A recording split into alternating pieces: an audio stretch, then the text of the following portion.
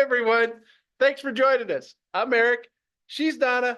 We are the real siblings, and we want to welcome you to this unusual real estate and lifestyle podcast. In every episode, we blend real estate together with lifestyle as we work to communicate, educate, connect, and entertain our listeners. Topics always vary. The conversations go in a lot of different directions, but in the end, we endeavor to help our listeners with insights into our industry, better equipping them for the next real estate transaction. Once again, welcome. If you're a first-time listener, thanks for joining us. We hope to make you part of our growing community. And I'm right next door to you. I'm Donna, and in case you're watching this, we have just spent 30 minutes trying to be perfectly positioned in the same place, which we'll see how it goes, huh? That's right, yeah. Because this is the first time since our very first episode where we're side by side in the same studio. Every single time since then, we have recorded via Zoom with you somewhere, and me generally somewhere in Texas. Yeah. Your somewhere is a little bit more. I get more somewheres. Yeah. You get more somewheres. But so we're in the Keller Williams office in San Antonio where Eric works. And I know you can't tell it, but see that beautiful prop thing back there? There's a KW there that isn't lit up. It doesn't matter, right? I was in town for a reunion with my Up With People cast 48 years later, and now a couple days at Eric's, and now here in the office. And yeah, it's been a while since we sat side by side. It feels very strange. We're sitting down and there was a flash of a Saturday Night Live skit from the early 70s that went through my head, and Donna said, no, we can't say that. We can't do it that way. Yeah, we can't do it that way. So, you're the planner here. We talked today about how that we show our listings. We talk about where we are and what our market is and what prices are and things like that. So tell everybody kind of where we're going to go today. We're going to the hill country. All right. And great answer. Taking advantage of Donna being in town and me having an active transaction going on right now that's in the inspection phase. So in Texas, we have what's referred to as an active option period. In several states, you just have, once you're under contract and the parties have agreed, you move ahead and you have some time for inspections. In Texas, the belief is that in order to do that, you should pay the owner some amount of money that's referred to as the option fee. And when the parties agree, there is additional consideration in the form of dollars that is given directly to or goes directly to the seller of the property to say, thank you for taking this off the market so we can do the inspection on it. So that's where we're at. This happens to be a rural piece of property. It is a fairly large house, 3-bedroom, just under 3,000 square feet, 3 full baths on 6.6 acres out in the hill country. And because of that, that means under normal circumstances in the residential world, you're doing 2 inspections. You're doing a whole home inspection and you're doing a pest inspection, at least here in Texas. While we've been talking, you've got a transaction going on out in Arizona, and you're talking. We're doing the regular home inspection, and then they wanted a roof inspection, which I have yet to set. We just went under contract yesterday, and they wanted a pool inspection and a sewer scope. And apparently, the sewer scope guy showed up this morning without telling anybody. So, good news is the sewer is clean. The bad news is the cellars were a bit All right. So when you say a sewer scope. My house has a septic system. Is this actually just checking sewer lines that tie into a city utility? Yes, because we want to know right now this particular home, which has been updated, doesn't have any major trees in the front yard or the backyard. And in theory, you would think it's the desert, people. Let me remind you, trees are not really. Come on, we have trees, but the roots, what you're doing is you're checking to see if any roots have gotten into the sewer lines. And even with a yard that maybe has had the tree come down, it doesn't mean there's not stuff underground. So they take a camera and they run it through the sewer line to make sure that it's all in good shape, that there's no connections that are broke, and that everything is flowing smoothly. Okay. And you mentioned something about a roof inspection. So is that a general contractor in your world, or is it in the state of Texas? You need to be licensed to be a general contractor. You need to be licensed and certified to be a plumber. You need to be licensed as an electrician. Yeah. But roofing is not one of those things that is considered to be a requirement to have a license. Oh, wow. So in the state of Texas, it is a piece of work that is the dominant or predominant part of their business. So yes, you have people want licensed roofers because picture a two-story home, or we've had flat roofs with rocks on them back in the 60s that have been, there's been the ones like mine that get the paint all the time. There's the other piece of mine was peaked with tile from 1979 with the underlayment underneath it. There's so many options for the type of roof that we have. And that being said, I use typically a general contractor who specializes in roofing, and that's Jose. I use him a lot with Diana's Okay. General Construction. So, but here's the other thing is our primary home inspector will have a look at it. And if it's a single story, he'll go on it. They don't want to walk on a tile roof because they don't want to make the mistake of potentially breaking tiles. And a lot of those guys now have drone cameras that they can go up and get good shots of a second story to avoid going on a second story roof. These particular buyers, they want not just that, but they want a licensed roofer to come look Okay, at it. so now that you just said something about drones, do the drone operators in the state of Arizona, do they have to be licensed with the Aviation Administration?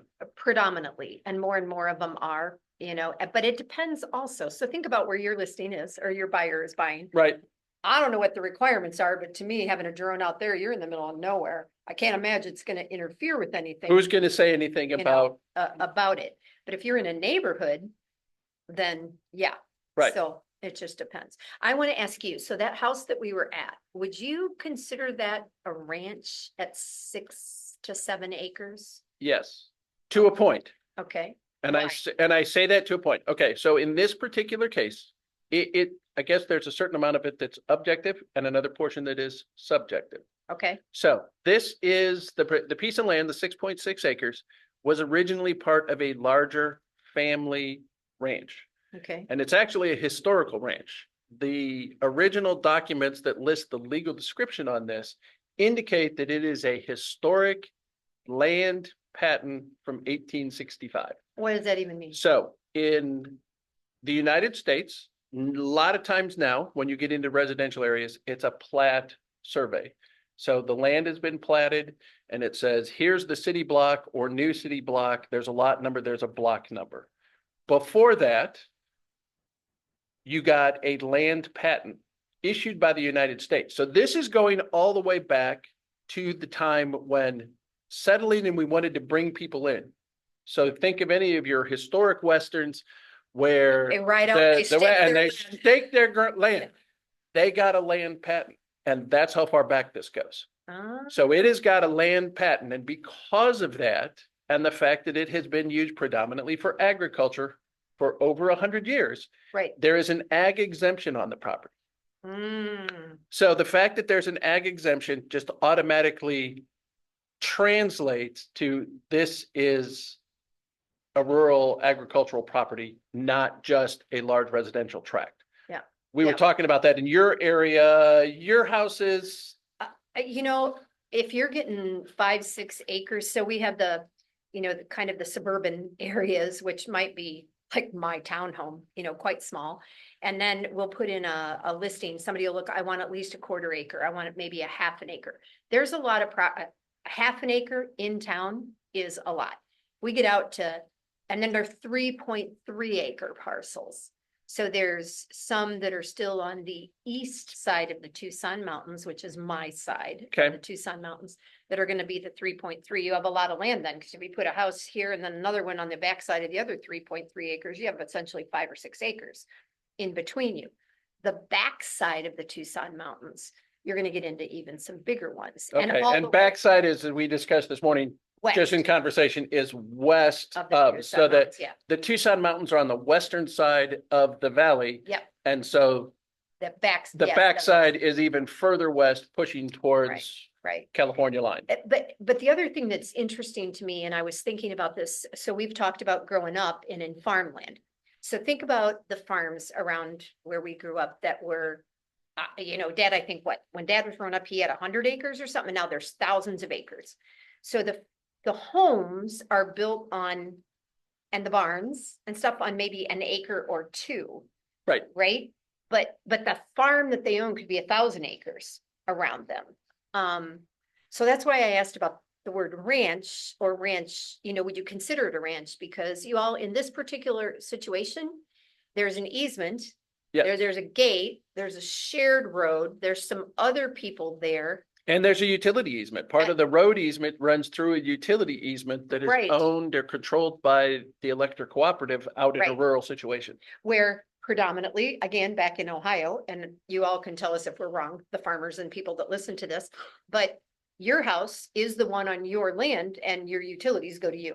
And that's pretty much, Right. That's pretty much it. There's not a ton of shared properties where there's easements that I know of, maybe to access fields, but not homes, I wouldn't think. Right. So now that this is being sold from the historic ranch. Yeah. And is no longer going to be part of the bigger family. So this ranch at this point was owned by the Babbitt family. And the seller of this house is one of the younger Babbitts. Just, okay. So the house is now going to be able to be, once under the new ownership, she will be able to put in her own fencing, control her own access to her own individual property, even though she has to go to the easement to get there. Yeah. And then in order to continue having the ag exemption on that land, she is going to have to apply separately for her 6.6 acres. Only because that terminology, it's a legacy ranch. Okay. A lot of times you'll hear it was grandfathered in. Yeah. Now, under current guidelines, if you want to have an agricultural exemption for livestock, you have to have at least 20 acres to move forward into the future. But because it's that legacy ranch and it's being parceled off of something that already was ag exempt, she can maintain that as long as she meets the requirements. Those requirements are that you are using the land and what you're raising there predominantly for some sort of income. Oh, So okay. she is raising these bougie, as she refers to it, She goats. silky fainting goats. If you don't know what that is, you have to look it up because I was Googling it while we were in the house. And she's going to use them for breeding and she's going to use them for shows and generating income. And she also has talked about making a retreat area there because as a young person, those camping retreat times were so important to her. Correct. So yeah, kind of an interesting prospect for Yes. the whole property. And the whole process, because of the number of inspections we've had to do on that particular property, there was a whole home inspector, which is a separate licensing certification within the state. Then there was a pest inspection. Again, another distinct certification inspection. Then we had a well inspection, since this is a private water well. And in addition to the well inspection itself, to check to see if the pump was operating right, if the electric, how many amps it was drawing. We also took water samples and sent those off to the County River Authority and Groundwater District to be analyzed for total dissolved solids, the amount of mineral content, and potential for bacteria. Because since it's grazing in pasture land and currently is open access, there are cows ranging all over the property. Every single time we go back, there are fresh cow patties right up next to this house because there is currently no fencing. Cows, bacteria within fecal matter leaches into the ground depending on the depth of the well. That's why we check for bacteria. And then the final thing today is a septic inspection. Challenge on the septic inspection on this particular house is that the owner is required to provide information about the on-site sewer system, what we commonly refer to as septic. His description was front of house near driveway. That's really big considering the driveway. 6.6 acres, a driveway that turns in off the easement, in and around trees, circular drive, under a carport. So we're having to pay, as part of the inspection process, $150 an hour addition to make sure we're locating the cover and the clean out for the septic system. And yes, in the state of Texas, the seller does not have to do that. Oh, The buyer is the one responsible. I have the conversation when I talk to my clients who are doing this, understand the only way to really know if your septic system is fully intact is to pump the system so that, oh, by the way, when you're buying the house, you don't want to buy somebody else's crap. So you pump the tank and then you do the inspection. So the total just for the septic inspection is probably going to be $1,000. Wow. Okay, so a couple of things. As we were driving down that road, so we had to open a gate, you guys, and it was easy. It wasn't locked. You know, we were able to open it, but they still wanted us to make sure we shut it. And it says there's cameras. They're Video driving back in surveillance. there Yep. because obviously they don't want the cattle to just get out. But I saw fences all the way down that road, and yet you said it seemed like so, but you're saying it's free range. So what were those fences only in part of the plate? There could be, if there was a point where I don't think it's as active a ranch as it was before, even though he's got cattle. Okay. There's a point where you can get to the point where you have grazed the land too much. Yeah. So you have gates that you can restrict access. So you can keep the herd, the cattle, the goats, the horses, whatever, in one particular area till it's grazed and let the other kind of recover over time. Then you move the animals to a different paddock, corral area. And the gates are currently open, but there is one there. As you came in the gate on the easement, there's another gate on the right-hand side that you could close off for that whole fence you see going down the road. Okay. So we got there and, you know, the first thing I look at is the difference in the outside of the house. It looks older to me, even though it's not a really old house, but there are a few things about it that made me feel that way. Great front porch, loved the front porch. Yep. Loved that, frankly, they made like a path over top of the old concrete steps, which we were talking about afterwards. But again, for a person who's had knee replacements, it was really nice to just have that little path. to Have a walk fairly up. Yeah. gentle ramp that kind of twisted and turned and came up to the front porch. And then the one section was the limestone. Yes. Facade. So if you haven't been here, there's in the hill country in Texas and San Antonio, there's a lot of limestone. Yes, there homes. is. And we had seen one where I was like, whoa, and would you call it giraffe? Yeah, I call it's giraffe patterned limestone. If you think of a giraffe, there's Different the spot. lighter colored mortar in between the darker brown spots. A Yeah. lot of limestone is very, very white, does not have a lot of color. Yeah. But this giraffe pattern is one that has a little bit more iron content, and in some cases, a lot more iron content. So there Ah. were like 3 different shades of a brown limestone as opposed to a white or So gray we just get limestone, 3 colors of tan houses. You get 3 colors of tan limestone. all in one wall All in one wall. that's spotted and speckled This and one- everything else. This particular house doesn't have that, which I preferred. But there were a couple things inside the house, you guys, that I'd never seen, and I told Eric I have to talk about this. She took a picture. I did, and I'll probably post this picture on Facebook because that's who I am.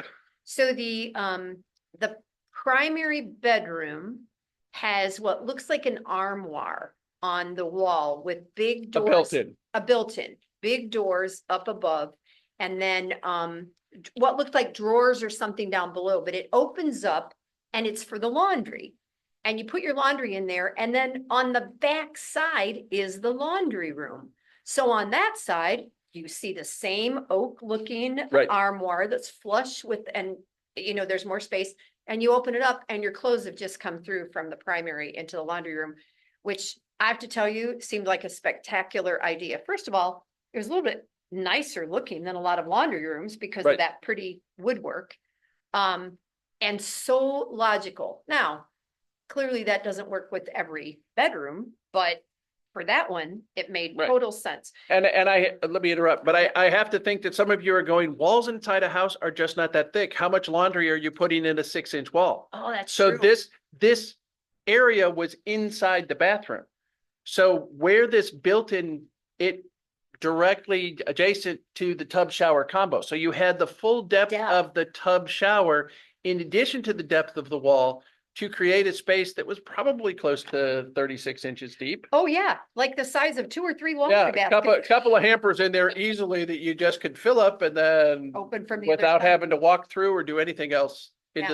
into the laundry room. And then the other thing that I took a picture of was the closet in the primary, right? Yes, yes. Yeah, okay, so we have a lot of block walls in Tucson. We have adobe on the inside. We might have slump block. Slump block, some of the, But this was, so the whole house just looked like it had drywall or plaster. normal drywall And wood then frame. when you walked into the primary closet, it was block.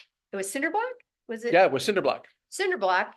And doors that were super thick, like 2 wooden boards. So explain to me, you said this was like a safe or a protection. So yeah, so what he had done, the builder, this was an entirely custom designed house, and the owner of the house designed a safe room. Safe room, not because he's concerned like being in a city where you need to lock yourself in and secure yourself from someone trying to get into the house. As we explained, it's already kind of remote. You've got to get through a gate. You've got to drive at least 3/4 of a mile to get to the house, to get into. This is more designed in case we have that really, really in the hill country rare storm, which would be potentially a tornado, or Okay. in worst case or a different case scenario, not a flood, but a fire, because there are grass fires that have occurred and wiped out a lot of area. Guess what? The whole house is coming down. The stone's going to get warm, but it isn't going to burn down. That, I've never seen anything like it. And that was kind of fascinating to me because there was a piece of me that was thinking about basements where people would store food or something Right. like that. So it's not for that. It doesn't have a refrigerator in it or anything like that. Could it? I suppose. But the whole idea is to be in there for a short time. A short time just for survival, for Yeah. not to lock yourself in. And it's not like a survivalist shelter where nuclear fallout and you're going to be there for Yeah. the next 50 years while the cloud settles. And then the upstairs was massive, but all connect. Did I walk into separate rooms up No, there? they were all kind of connected. There was a door There's to a lot the of one closets. space. Yeah, but a big, it could be bunk beds up there, could be a game room up there, could be any number of things Yes. in the upstairs. I had suggested that because my client is single, but she does a lot with her family, has nieces and nephews, and they're all fairly little. I said, I just get a bunch of old throw rugs, put it in up here, make it a real boho kids hangout. Some bead bags, some rugs and some Abbreviations beads like and I was talking this morning. What's boho, Eric? bohemian. Okay. This morning I did or at lunch, I did a thing about my book and about our abbreviations and shortening of things. So I'm just gonna call him out on that right now. In case you didn't know what boho was. Well, there you go. So then the ultimate question that I had for Donna, and the reason I really wanted her to see this property today was the fact that it's 6.6 acres. It is definitely rural. The fact that you have to go through an easement that is controlled by a gate that you don't own, Right. but are required to keep closed. Yeah. In order to make sure that the free ranging agriculture, in this case cows, cannot get out. And it had a large house. I mean, a house that's almost 3,000 square feet is a good sized house. It was beautiful to drive up to. 6.6 acres, and we're under contract for just over $500,000. And it's like, so what could you get? And how far away would you need to get from her normal area to get that kind of property? Yeah, you would definitely have to be rural, and like every city, certain parts of town more likely than others. But Tucson is surrounded by 4 mountain ranges, and it really is a valley. We call Phoenix Valley Right. of the Sun, right? Valley But of the it Sun. really is a valley, and I've mentioned that before. And the only place to go is further out to get land. There are some little in-builds that are happening and Right. tear down this and stuff, but it's further out, and you're gonna pay for the land further out depending on which direction you're going. So certain areas, I think we've talked before that I've been there now 24 years. And I've seen tremendous growth. So I can't imagine what the people that grew up there and went to high school, and stuff have felt. But it feels like we can't go much further north and west without gradually just running into Casa Grande. And will Phoenix and Tucson ever just go together? A little bit more expensive up there than it is in other areas. And then back over to the northeast where you would go up Mount Lemon. Right. There's kind of dead end area over there, and then you just get over the mountain pass and into the mining towns on the backside over there. But there's mountains in the way, bottom line. So we have limited places to grow, in my humble opinion. And property prices, but folks, I don't think for 3,000 square feet in pretty good shape. It had laminate countertops, Yes, had ceramic oak- tile. ceramic tile, which was good ceramic tile. It had oak cabinetry, right? Which I don't look at any oak cabinetry and go, oh, that's lousy cabinetry. It is not generally what is going in right now. Correct. No, I don't think it's bad. I'm just saying, it's what we grew up with. That's right. That's what I'm saying. It's like, that's Same what we had color. so much oak in our house when we grew up in the house in Lindsay, the 1868 house. And if you haven't listened before or joined us before, go back and listen to some of our previous episodes. We'll talk more about the 1868 house. But it was Dad's wood of Yeah. choice. It was, and even I said the one cabinet looked like it was stained with provincial oak, which is in fact the color that I'm sure that most of our furniture was stained with over time. For some reason, just talking about that made me think about the house on Main Street. How old were you when we moved to Lynn Street? To Lynn Street, I was 8. 8. So the house on Main Street, I don't remember. Well, 7 or 8 in there. I don't remember the wood. I remember curvy arches and a built-in cabinet in the living room, and then the kitchen cabinets were metal. Right. We still had the So- metal cabinets. Yeah, so none of the oak like we had in the really old, we were going through that. Yeah, mid-century modern Dad time. took the whole house at the original house on Main Street and kind of converted where he put the Ben Franklin stove Mhm. and the little, Couch and yeah, bathroom back there. but that was the part that he kind of converted and meant old school rustic, the original pattern on Yeah. the couch Yeah. was a rustic bicentennial kind of look, It was. eagles, Liberty Bells and that kind of stuff on it. And Yeah, yeah. Anyway, it was super interesting to actually go, because we sit here and we talk and we share and we say, oh, we had this kind of house or this kind of house. And the truth is, it's part of the reason that when I travel, I love going into the homes in other countries, in other places, to see how they live, what they do, what's their normal, what's not. And to be honest, though, there's a piece of me, she's gonna have these little bitty goats. fainting goats. Are there gonna be wild creatures out there that can get her goats? Are there? Yes, that's why she's got part of the process in looking at the land is she has 4 shelters that are 16-foot tall or 16 feet long, 8-foot tall, Okay, in order for the goats to be able to go into, in addition to the fencing that she's gonna Oh, have. So yeah, she okay. puts them up and protects them during the evening while they're out during the day. yeah.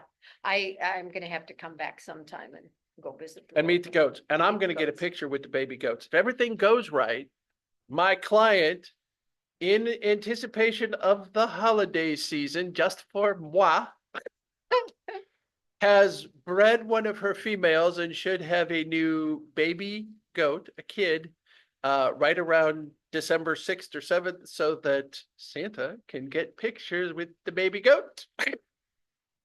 That and some dogs, you guys. That's right. he's The doing- social media dogs that are coming up. Did you just hear that? Social media dogs Influencer dogs. that Yes, have indeed. 14,000 followers and need to have a picture with Santa. I don't know what this world's coming to, because I find it interesting and amazing. And speaking of pets, so Eric lives rural. He lives at the top of a mountain with a whole bunch of land and a gazillion live oak and stuff. And at this point, 1 dog, 4 cats. I don't live with pets. I'm not against pets, but to wake up, or it's this morning, the other day I took a picture, the dog was on my computer. Today, a cat was on my computer. I chose not to post it this morning because she was being ornery, but I'm telling you, rural America, hill country America, different than my life. huh? Yes, so trying to leave the house with that number of pets requires a pet sitter along with the house sitter. We don't board our pets. We bring somebody in to gently spend hours with our pets so that they feel loved, cared for, Oh, they're and spoiled. nurtured. Yes. Yes, they are. Yes, they are. Oh, my goodness. All right, so and as we wrap this one up, coming next episode, I'm going to say this, we had planned this originally production schedule. We were going to talk about FOMO HOCO. Fear of missing out on homecoming, which I just Mhm. brought up in my lunch and learn at the office related to the book and how we use language. Because we abbreviate lots of stuff and I'm old and I don't always know what they're abbreviating.